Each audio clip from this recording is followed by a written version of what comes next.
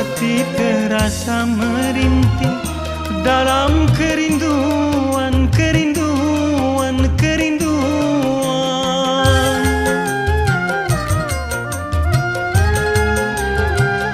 Akan ku kenang selalu saat perpisahan, dan masih aku rasakan kecupan bibirmu dengan derai air matamu. Oh, oh, oh. Dan engkau bisikan kata-kata cinta. Hanya harapan hatiku semoga bersabar dan tabahkan hati dalam penantian, dan tabahkan hati